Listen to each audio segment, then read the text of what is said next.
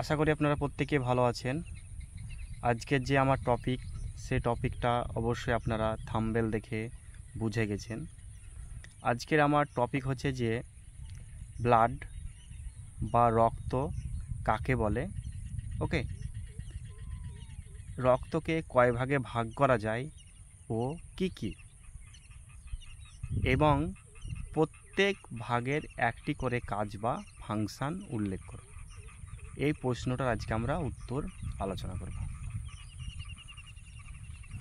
তাহলে প্রথমে আমাদের আসা যাক উত্তরের, যে ব্লাড কি বা রক্ত কি বা ব্লাডের ডিফিনিশন।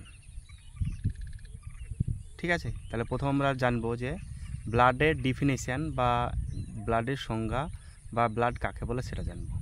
ওকে, ব্লাডের সংখ্যা দিতে আমরা বলবো এই যে ব্লাড হলো লবণাক্ত, স্বচ্ছ, ক্ষারধর্মীয়, তরল যৌগ কলা। এই রক্তকে প্রধানত তিন ভাগে ভাগ করা যায়। কয় ভাগে ভাগ করা যায়? তিন ভাগে ভাগ করা যায়। এক নাম্বার হচ্ছে আরবিসি, যেটাকে আমরা বলি রেড ব্লাড কর্পাসল বা লোহিত রক্তকণিকা।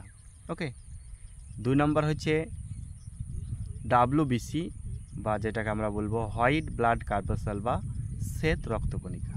ওকে, তিন নাম্বার যেটা আমরা বলবো প্লেটলেট বা অনুচকিকা রক্তকণিকা।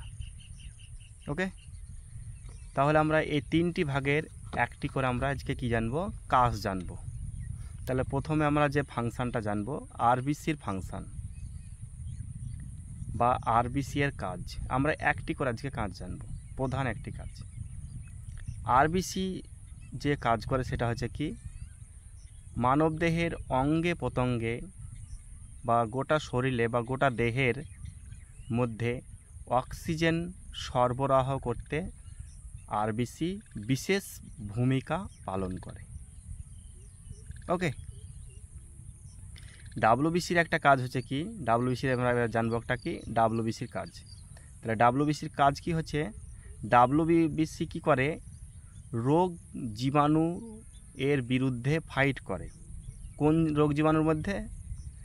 আমাদের দেহের মধ্যে বাহির থেকে যে সমস্ত রোগ জীবাণু শরীরের মধ্যে প্রবেশ করে তাদের বিরুদ্ধে ফাইট করতে বা যুদ্ধ করতে ডাব্লিউবিসি বা শ্বেত রক্তকণিকা বিশেষ ভূমিকা পালন করে।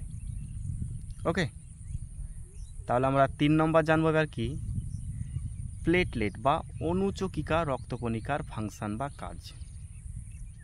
আমাদের দেহের বিভিন্ন জায়গা যদি কেটে যায় বা যে কোনো জায়গায় কেটে যায়, তাহলে রক্তটাকে জমাট বাঁধতে অনুচকিকা বা প্লেটলেট কণিকাটা বিশেষ ভূমিকা পালন করে বা কাজ করে।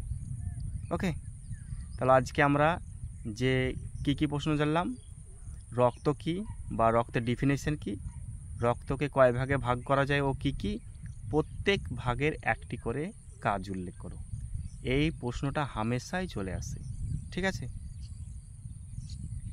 তাহলে ভালো লাগলে ভিডিওটা অবশ্যই একটা লাইক করবেন আর আমার চ্যানেলের সঙ্গে থাকবেন। ওকে, চ্যানেলটাকে সাবস্ক্রাইব করে রাখবেন, আর যদি কোনো ভুল ত্রুটি হয়ে থাকে তাহলে ক্ষমা করে দেবেন। ঠিক আছে।